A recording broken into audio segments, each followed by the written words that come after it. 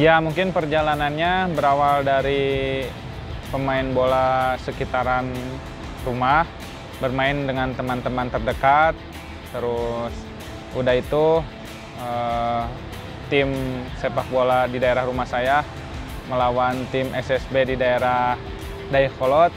Pada saat itu tim di daerah saya yang menang, terus malah tim di daerah saya banyak pemain-pemain yang diambil untuk mengikuti SSB Dayakolot itu.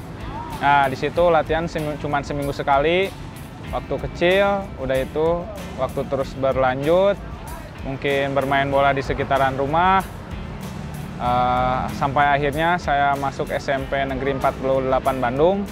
Di situ saya mengikuti ekstrakurikuler sepak bola dan dilatih oleh pelatih SSB Por Uni Bandung.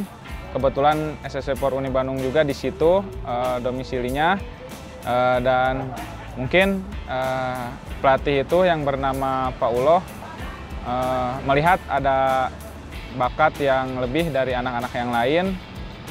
Di situ saya dipanggil dan ditanya apakah saya mengikuti SSB dan sebagainya. Lebih lanjutnya orang tua saya dipanggil untuk mengobrol dengan guru ekstrakurikuler sekaligus pelatih Uni itu. Singkat cerita saya pun akhirnya masuk ke SSB Uni. Di situ mungkin mulai petualangan yang lebih serius lagi. Saya memiliki teman-teman dengan kualitas bermain yang sangat luar biasa, talenta yang luar biasa pada saat itu di Uni, tapi tidak mengurangi mental dan semangat saya untuk menjadi yang terbaik di situ. Mungkin teman-teman saya yang udah beberapa tahun dari SD di situ berlatih, tetapi saya termasuk orang yang telat karena SMP saya baru masuk SSB. Di situ saya baru mengikuti satu kejuaraan, langsung ada seleksi Persib Hornas, Persib U15. Dan di situ saya alhamdulillah masuk ke dalam kerangka tim. Dari sekian ratus mungkin masuk ke dalam kerangka tim, diciutkan dan akhirnya saya masuk skuad Persib Hornas U15. Saya mengikuti Persib Hornas beberapa bulan, selesai, saya kembali ke Uni, saya kembali berlatih, terus selang beberapa bulan kembali lagi naik, ada seleksi Persib U18, meskipun itu bukan tahun saya, 1 tahun di atas saya, cuman saya mengikuti seleksi kembali. Waktu Persib U18 saya berposisi sebagai gelandang, Persib U15 saya berposisi sebagai gelandang, Persib U18 yang itu saya berposisi sebagai striker. Saya mengikuti seleksi dan akhirnya singkat cerita masuk lagi ke dalam kerangka tim. Saya mengikuti dan di situ saya juara ya Persib Suratin Jawa Barat, dan nasionalnya pun kalah di semifinal waktu itu. Persib U18 zamannya pelatih head coach-nya Pak Asep Samantri juga. Terus udah itu 1 tahun lagi masih masuk Persib U18 tahun 93. Saya masuk lagi. Ya di situ saya mengikuti lagi kompetisi sampai selesai lagi. Selesai dari situ mungkin banyak pemain-pemain yang memiliki mental yang apakah saya ingin lanjut atau saya ingin berhenti, karena waktu saat itu di Persib U18 ke Persib 21 itu jarak waktu masuk timnya itu hampir 4 tahun, jadi kelahiran 90, saya masih kelahiran 93, jadi cukup waktu ya, cukup umur yang cukup jauh. Jadi ya saya harus bersaing dengan umur yang di atas saya. Tapi dengan kerja keras di jeda Persib U18 ke 21 itu saya pergunakan untuk berlatih setiap hari, setiap pagi, setiap sore. Dan pada saatnya seleksi, alhamdulillah saya bisa menunjukkan kemampuan yang terbaik dan saya pun masuk ke dalam tim Persib U21.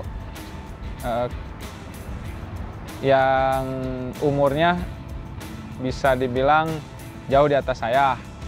Di situ saya kerja keras sampai akhirnya antara Persib U21 dan Persib Senior ada uji coba di Siliwangi waktu itu, dan saya dipantau oleh pelatih PON Jabar 2012. Waktu itu ada Pak Denny Samsudin. Saya diproyeksikan untuk masuk tim Prapon Jabar itu, meskipun umurnya ya kembali lagi di atas saya.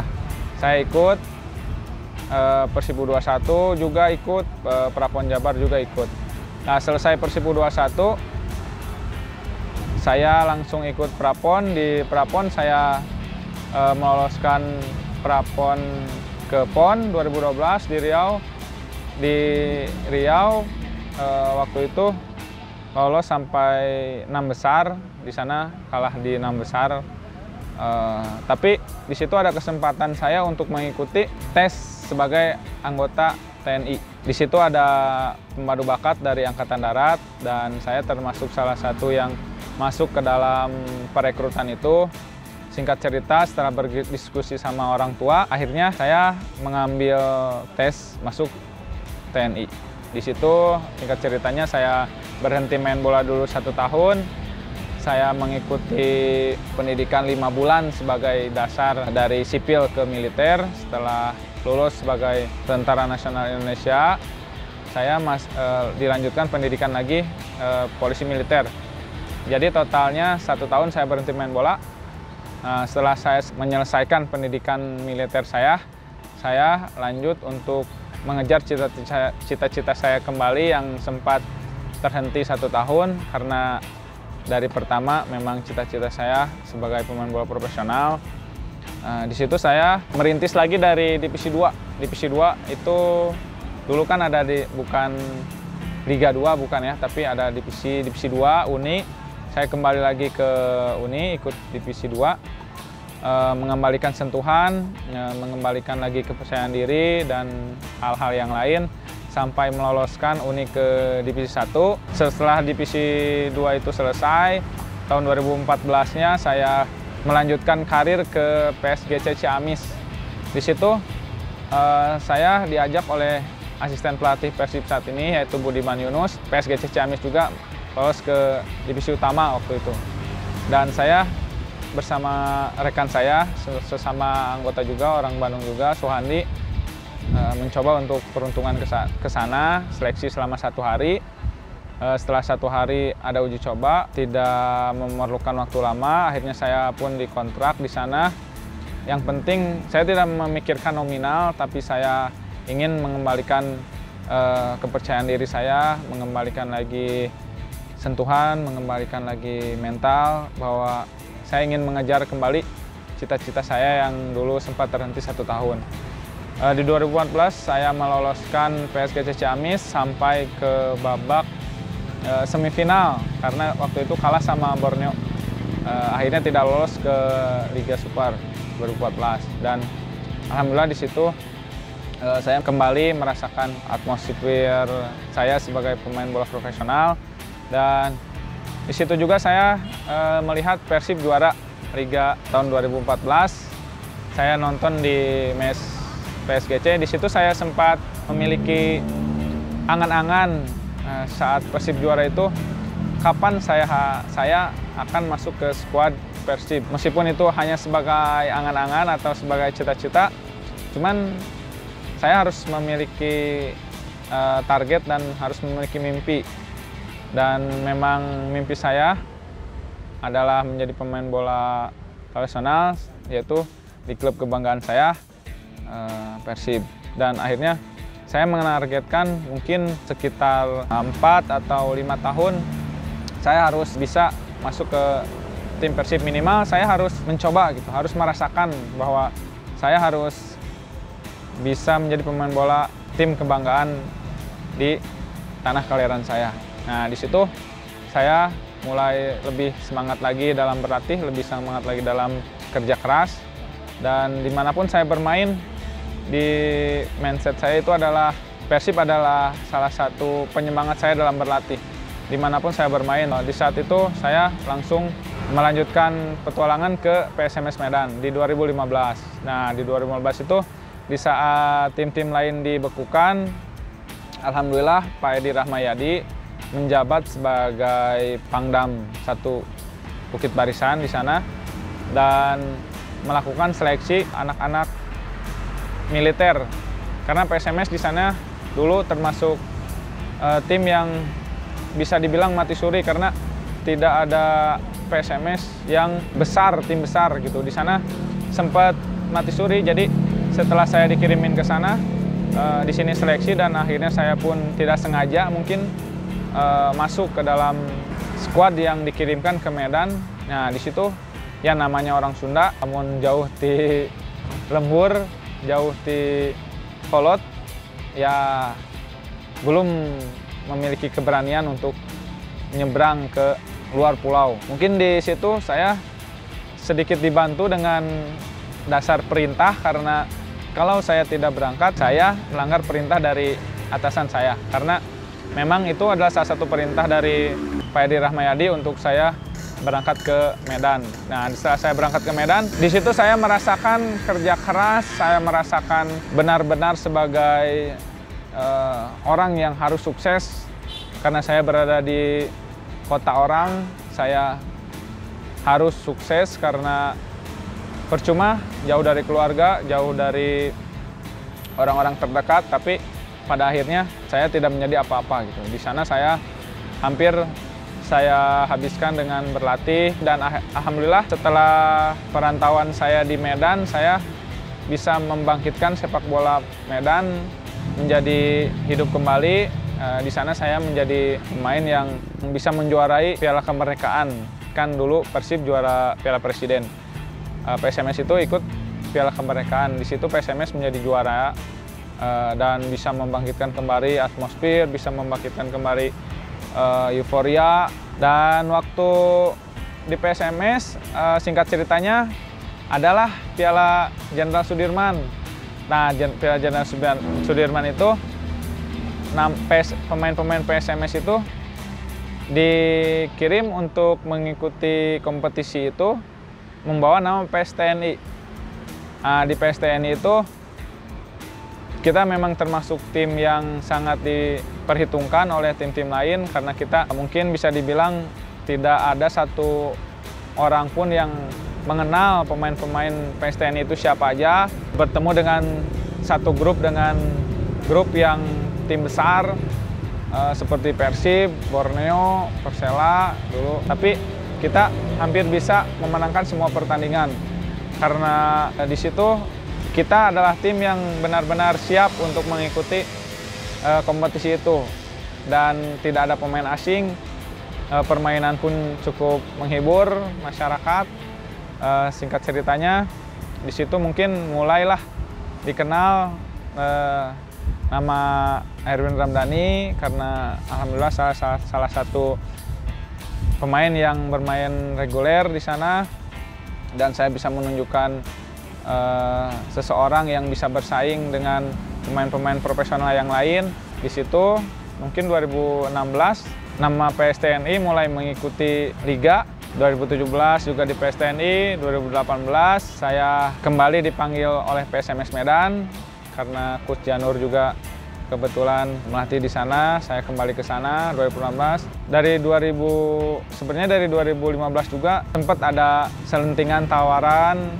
Waktu itu kan satu hotel semua Piala Jenderal Sudirman itu dan ada selentingan bahwa pelatih-pelatih yang mengajak saya untuk bergabung bersama Persib karena memang mungkin waktu itu bukan hanya Persib yang ingin memakai jasa saya, tapi tim-tim lain pun cukup banyak yang mengkonfirmasi untuk saya bergabung dengan tim lain, tapi dengan keterbatasan saya sebagai anggota militer, jadi mau tidak mau saya harus tetap berada di PSMS Medan. Di situ di 2018 singkat ceritanya bertemu dengan Persib waktu Coach Gomez pelatihnya, saya bermain. Waktu saat itu winger Persib kebetulan memang lagi dipanggilkan, dipanggil timnas, terus Bang Parti pun dinaikin ke winger. Di saat saya bermain di Teladan, Coach Mario Gomez memiliki keinginan untuk mendatangkan saya karena mungkin sesuai dengan karakter bermainnya. Karena kita tahu Coach Gomez itu tidak melihat nama besar, tapi dia melihat pemain yang sesuai dengan karakter dia, itulah yang akan diambil. Nah, di situ saya sempat kaget kembali lagi menerima WA. Sebenarnya 2018 itu dari awal mau ada seleksi, sebelum Bang Ojo datang, saya sempat di SMS juga sama teman saya seperjuangan, yaitu Muhammad Natsir. Terus saya balas dengan kata-kata bercanda, maksudnya, Win, katanya, siap Kang, ada apa? Mau ngajak ke Persib, kata saya. Benar ya, serius. Nah, ya gitulah bercanda-bercanda, tapi saya waktu itu sudah tanda tangan kontrak kebetulan dengan PSMS, dan pertengahan musim pun ya yang namanya rezeki mungkin Coach Manes terus memperhatikan, dan ceritanya katanya dia lagi nonton pertandingan PSMS lawan Bali, menanyakan ke Pak Yaya juga, ya menanyakan siapa katanya. Pak Yaya bilang itu temennya Natsir, dan pada akhirnya mau nggak dia diajakin buat kesini putaran kedua. Terus Pak Yaya bilang, coba dia tanya dulu Natsir. Nah, pada saat itu Natsir kembali lagi hubungi saya lagi, Win, katanya. Terus saya jawab kembali, gimana Kang, mau ngajak lagi saya ke Persib, kata saya gitu. Sekarang heureuy lah biasa. Mana masuk tara balik cenah diajak teh.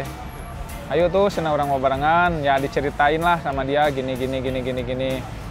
Ya siapa yang tidak mau, cuman dengan keterbatasan deadline yang waktu itu sangat mepet, akhirnya manajemen memutuskan saya untuk direkrut pada tahun 2019.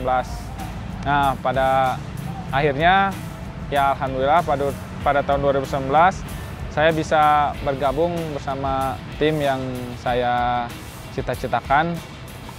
Waktu itu Pak Teddy nelpon langsung saya dan mengajak untuk bergabung, dan tanpa pikir panjang saya pun mengambil kesempatan itu sampai sekarang.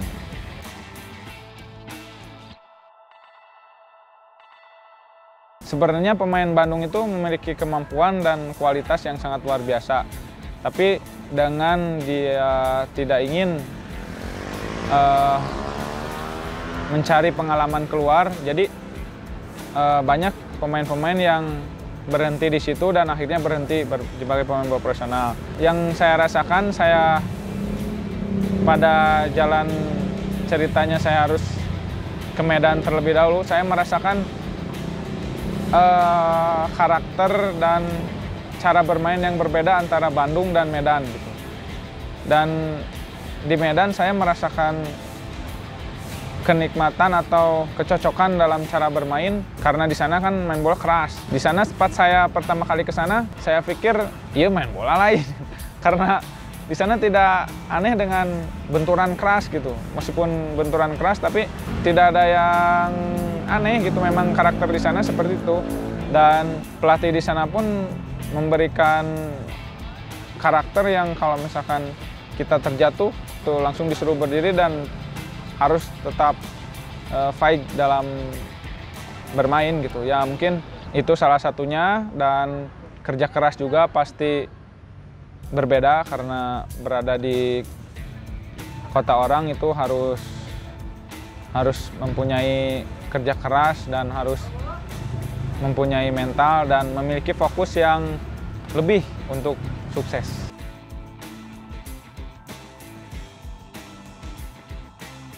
Ya, di saat saya kembali ke Persib mungkin saya memiliki kepercayaan diri yang lebih karena memang saya sudah merasakan jam terbang yang lebih di tim luar dan pengalaman yang lebih, dan pada saatnya saya kembali ke Persib, saya tidak canggung dan siap untuk bersaing dengan teman-teman atau senior-senior yang berada di tim.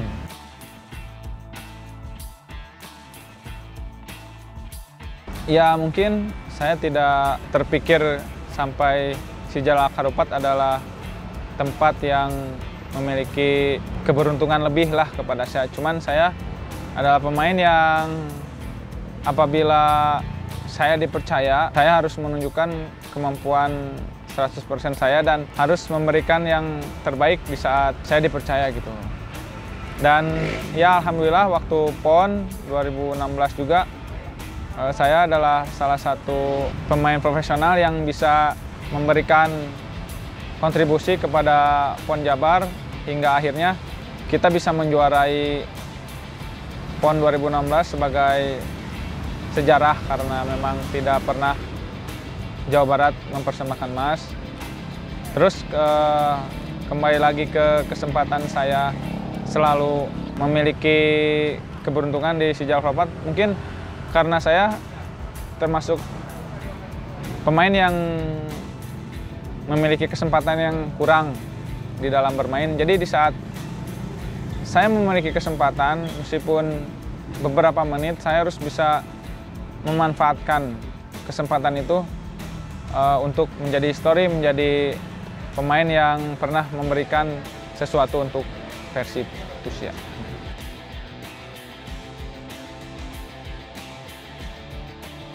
Sedikit cerita, waktu itu memang saya kan termasuk pemain yang dituakan lah di tim karena di situ kan banyak junior-junior saya semua, karena itu kan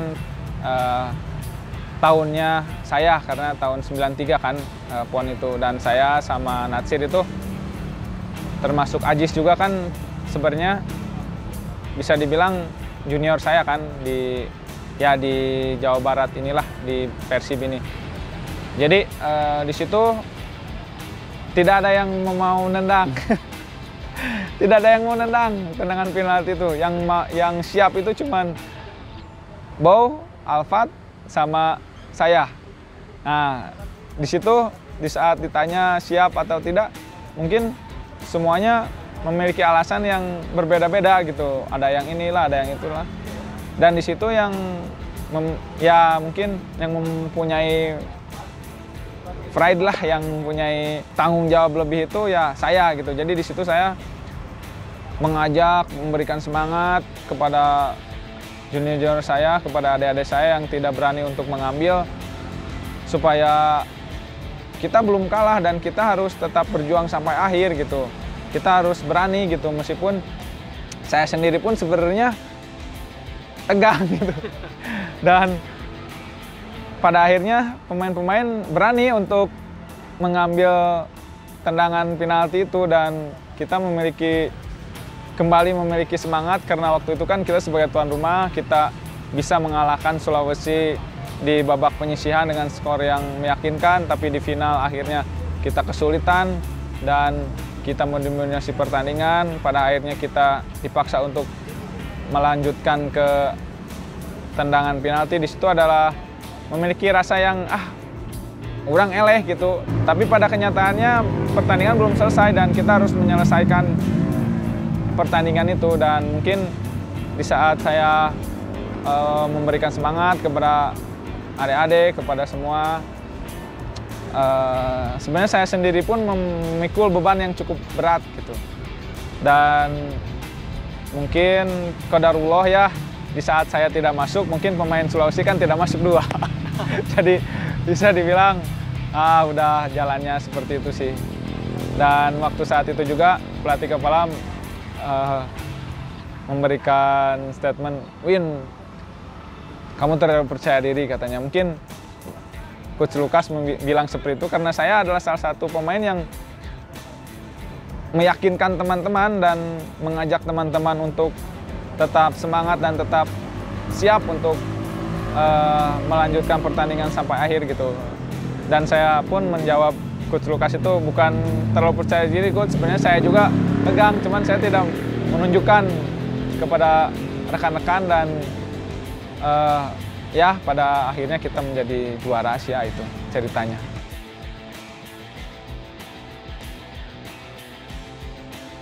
mungkin pelatih kan memiliki karakter dan cara bermain yang berbeda. Mungkin di saat pelatihnya Coach Robert, saya memiliki kesempatan yang lebih sedikit, tapi tidak mengurangi kerja keras saya, tidak mengurangi rasa ingin saya memberikan yang terbaik. Dan waktu saya diberikan kesempatan sekecil apapun, saya ingin memberikan yang terbaik. Pada akhirnya mungkin saya harus terus bekerja keras, karena pelatih juga kan ingin memberikan yang terbaik kepada tim, dan saya harus lebih bekerja keras lagi supaya saya bisa membuktikan bahwa saya bisa untuk menjadi starting. Tidak mudah karena kita tahu sendiri Persib dihuni oleh pemain-pemain yang berkualitas. Itu resiko sih, sudah resiko. Tapi sampai saat ini tidak mengurangi keyakinan saya, tidak mengurangi kerja keras saya untuk tetap ingin memberikan yang terbaik untuk Persib.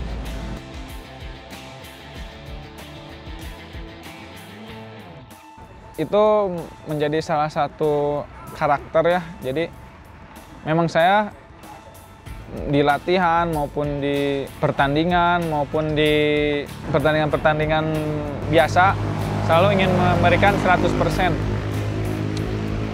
Dan semua orang pun memang sering memberikan statement itu kepada saya, tapi saya tidak sadar dengan ya itulah orang lain yang menilai kan. Tapi saya secara individu sih memang di samping karakter saya seperti itu, tapi bermain untuk Persib adalah memiliki nilai lebih. Jadi saya ingin memberikan yang terbaik, tidak ingin tim kebanggaan saya ini kalah, dan memiliki rasa kebanggaan yang mungkin beda dari pemain-pemain yang lain sih.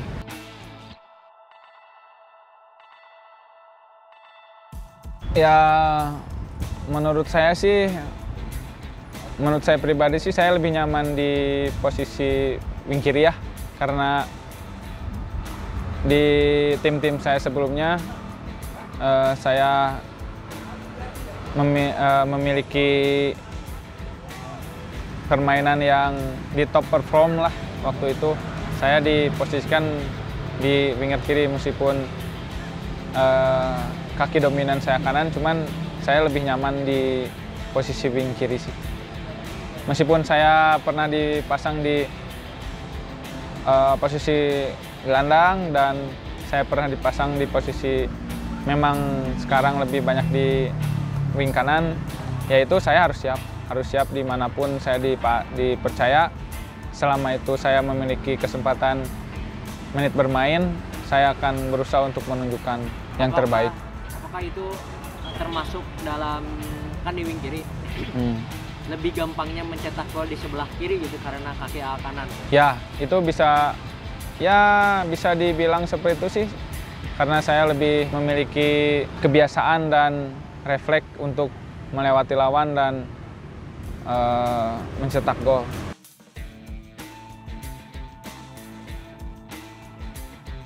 Ya dulu singkat ceritanya mungkin nyasar lah bisa dibilang. Karena dulu di saat ditawar saya sempat menolak sebanyak 3 kali untuk menjadi anggota militer.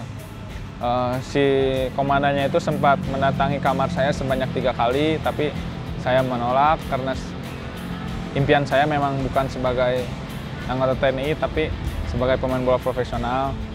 Pada akhirnya si komandannya itu menyerah untuk memberikan si surat. Ya udah, kalau misalkan kamu berminat, hubungi nomor saya di sini, ini formulirnya katanya. Nah, si formulirnya itu saya simpan di tas. Kalau misalkan si formulirnya itu saya simpan di meja dan tidak terbawa ke rumah, mungkin saya lupa dan saya tidak akan menjadi anggota militer. Cuman gara-gara si formulirnya itu terbawa ke tas dan di rumah dibuka oleh orang tua saya. Sebenarnya orang tua saya sih yang lebih serius karena mungkin orang tua saya memiliki pemikiran yang panjang untuk anaknya nanti seperti apa, menjadi apa. Dan menjadi anggota militer adalah salah satu pegangan hidup dan menjadi salah satu jaminan masa depan. Karena waktu itu pun saya belum menjadi pemain bola profesional dan masih mencari-cari menjadi apakah saya di kemudian hari. Dan pada akhirnya keluarga yang mendorong saya untuk mengambil kesempatan itu, meskipun dengan konsekuensi yang saya ambil itu memiliki resiko, cuman ya sudah qadarullah, sudah jalan ceritanya seperti itu.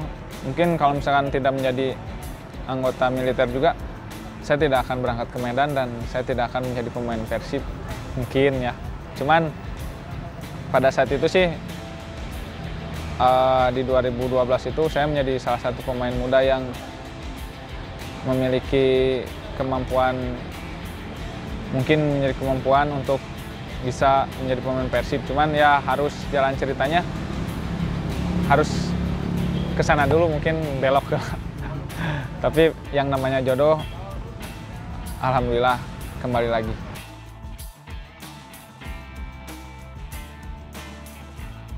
Sebenarnya relatif dan tergantung kesiapan kitanya juga sih. Kalau misalkan kita siap, kemampuan kita lagi di kemampuan terbaik, mau lawan siapapun kita bisa sih. Cuman kalau misalkan kondisi kitanya tidak siap dan tim lawan kita lebih siap, kita sulit. Cuman yang jelas sih kalau back sih yang pasti asing sih, karena asing memiliki postur dan sumber daya yang beda sih dari pemain lokal sih mungkin ya. Ya back-back terbaik lah. Salah satunya ya salah satunya kalau di Indonesia ya Fabiano sih. Fabiano kan dulu sempat bermain di Madura waktu pada zamannya di Madura ya memang tanpa mengenyampingkan back-back yang lain ya. Cuman ya saya memberikan alasan Fabiano, memang Fabiano adalah pada saat itu menjadi memang back yang sangat kuat sih, termasuk sampai sekarang juga.